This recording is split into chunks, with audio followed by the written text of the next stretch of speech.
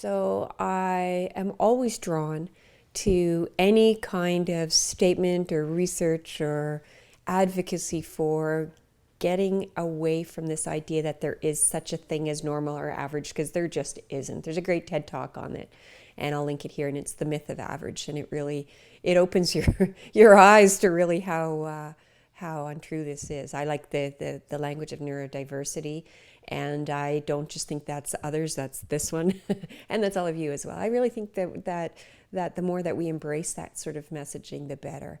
And so I have a little story to tell you about something, and the reason I'm smiling is because it makes me smile. It's a story about that happened with my daughter the other day, and I'm actually talking here about the word. I want to talk about weird.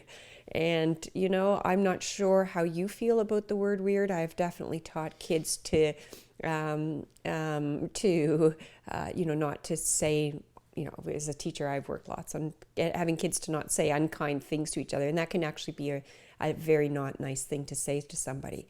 As I've grown older, I've embraced weird. I quite like it. I like colorful. I like people that are different. And we in my family, and you see if you agree, and if you don't, I'm really okay with that. And you can say that. But I sometimes tell Sienna to wake up weird, right? And it sounds strange, but it's like to celebrate who you are, right? And I don't want to live in the confines of always being so worried about what others think. And there's a certain amount of that in our society, but I think it's really a lovely thing for young girls as well. We're reading Rebels, by the way, Rebel Girls. If you have girls, and I encourage you as the boys in your world as well. It's a really neat book for really looking at not just different kinds of heroes and female figures, rebels, ones that kind of challenged things and did things their own way. Like let's celebrate all of that, right? So here's my story, and so it is.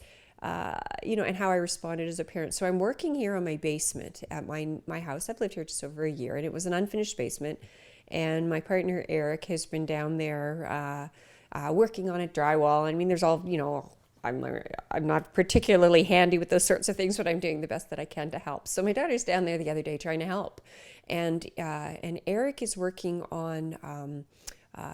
All the wood that has to go around, and there's bits of sawdust and stuff flashing going everywhere, and Santa keeps getting it in her eyes, right? And it's annoying to her, right? Which it is for any of us. And so she goes, no problem, I've got a solution. So she's 10. If you don't know her, she's 10, and she goes, I've got the solution. And up she goes upstairs, and she comes down, and she's wearing her swimming goggles.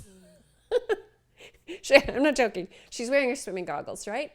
And, there's this little instinct in me that just kind of pops up, and sometimes you hear your mom's voice, and it's just like, oh, what will, it's a different kind of approach. And she looked funny, and yet I really worked hard. I didn't want to send her that messaging that this was a brilliant solution. She was resourceful. She solved it herself, and if I wanted her, if she had other friends there laughing at her, teasing her, would she have had that sort of ability to kind of crack a joke and just be like, whatever, it doesn't matter, what you think so much. And I'm trying to sort of encourage that in her because I grew up, that messaging that worried what others thought a lot.